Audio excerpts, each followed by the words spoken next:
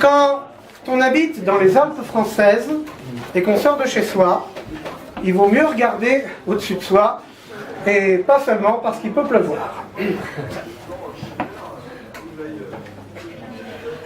Un petit Airbus et tout plein de monde dedans. Dans la cabine, tout se passe quasi normalement. Mais quand le pilote est parti faire pipi, son second a drôlement réagi. Il a fermé la porte tranquillement, tout doucement, a pris le manche et comme un kamikaze d'antan, s'est craché tout droit, sans demander leur avis, à tous ceux qui hurlaient derrière lui. Ouvrez, ouvrez la porte de l'avion. Nous on n'est même pas en dépression. Dirigeants, si vous voyez des bipolaires arriver, ce serait sympa de les empêcher de piloter. À notre époque où on nous dit tous responsables de tous les gens qui commettent des choses innommables, il est rassurant de parfois constater qu'il reste des espaces de liberté. Pourquoi s'embêter à savoir si Dupont a toute sa tête quand il prend le volant d'un camion? Si le chauffeur du bus est un serial killer, n'empêche qu'il conduit bien et qu'il arrive à l'heure. Ouvrez, ouvrez la porte des avions à tous les pilotes en dépression. Dirigeants, ça vous permet une main d'œuvre à bon marché. Un suicidaire ne réclame pas d'indemnité. Ouvrez, ouvrez la porte des avions à tous les pilotes en dépression. Dirigeants, si vous voyez des psychopathes postuler, il vaut mieux leur laisser la priorité pour s'écraser. Oh, oh quelle honte! Oh, mais quel jeu de oh!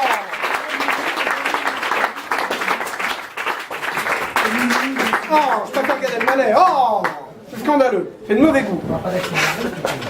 Non, non. Si vous voulez partir, c'est maintenant. C'est dommage, c'est le moment de la série. Et voici le moment de votre série préférée, antiseptique, lacrymale et bouchère, Grâce Anatomie.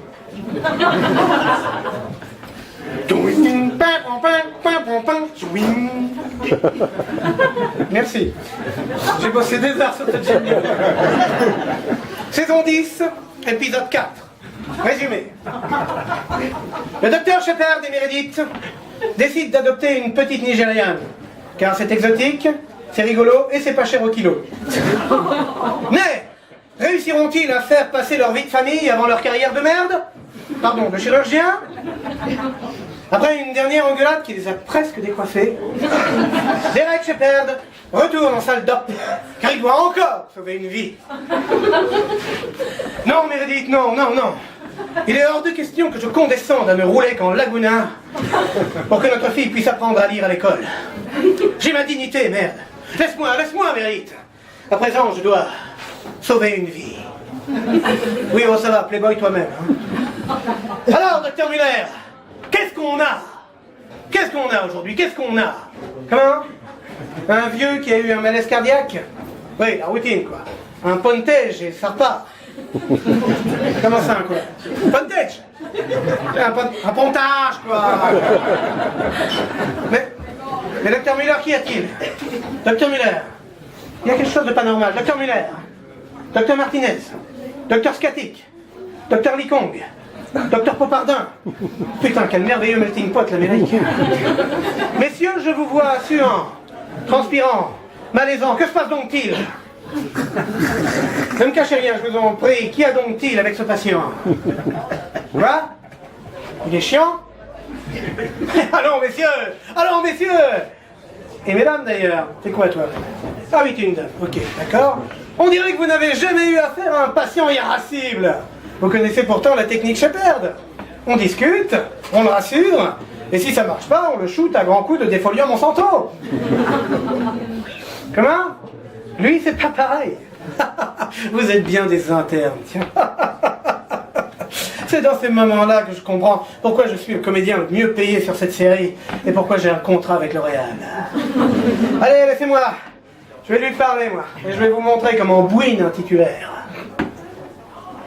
Alors là, monsieur, bonjour. Je suis le docteur Shepard. Alors comme ça, on a une petite faiblesse cardiaque. Hein, on a une petite faiblesse cardiaque. Foutez-moi le camp, n'est-ce pas? Je ne veux pas être opéré par un de mes techs, n'est-ce pas?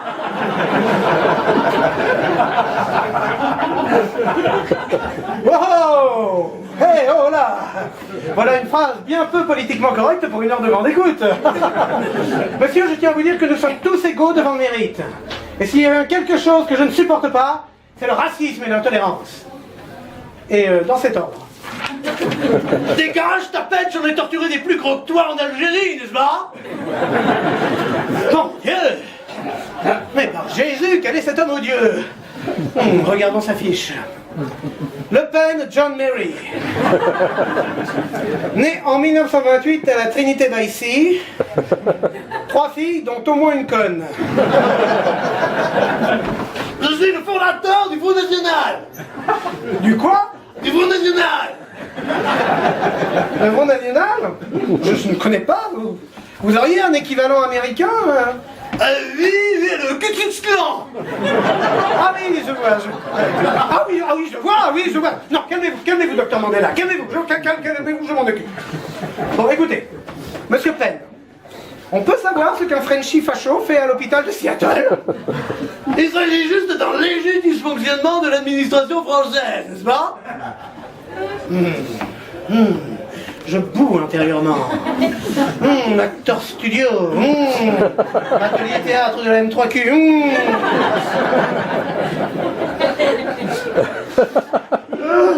Vous avez de la chance, ô Dieu bonhomme, que j'ai prêté le serment d'Hippocrate, ce qui m'oblige à soigner n'importe quel patient, à partir du moment où je justifie de 3 mois de salaire, qu'il peut payer cash et qu'il est titulaire d'une American Express. Car c'est ça l'Amérique. Je refuse de me faire soigner par ce métèque. Mais lequel? Docteur Martinez, docteur Muller, docteur Poupardin, vous savez, c'est un merveilleux melting pot l'Amérique, hein? De quel métèque vous ne voulez pas? Même moi, hein, vous savez, j'ai l'air d'un être humain comme ça, mais à l'origine, je suis irlandais. Je parle de ce métèque au regard tendre et qui ne dit rien depuis le début. Qui est lui, là?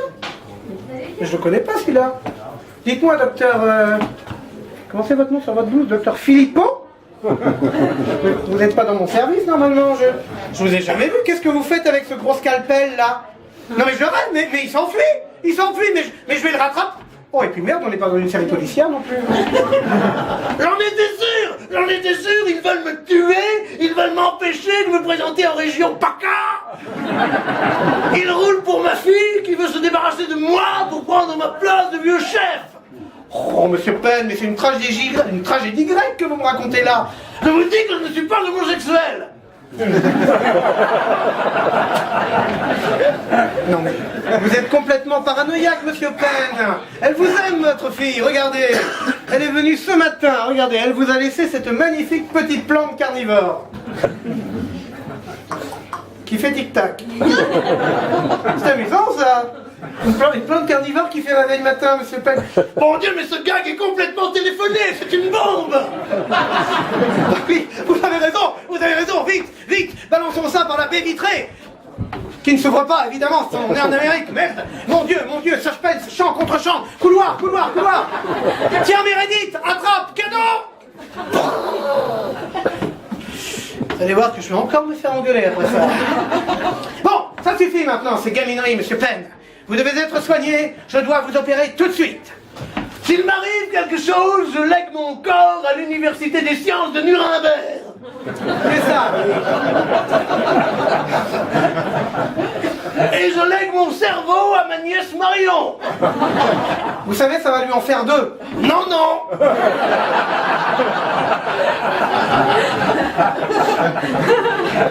Bon, pas grave. Bon. Anesthésiste, j'ai besoin d'un anesthésiste. Allez me chercher immédiatement le docteur Christine and the Queens. Je ne veux pas d'anesthésie, je suis un rock, je suis un chef, n'est-ce pas? Je veux juste que vous m'endormiez avec une berceuse. Bon, d'accord, une berceuse. Quelle berceuse vous voulez? Quand même, monsieur Penn. D'accord. Maréchal, devant toi le sauveur de la France, la patrie, le train, maréchal, ok, on y va. On l'ouvre, Meredith, tu veux bien me donner un coup de main s'il te plaît? Ah, ça te va bien la Suisse sur le... Ça ressemble à notre fille. Bon. Scalpel, Meredith, s'il te plaît, merci.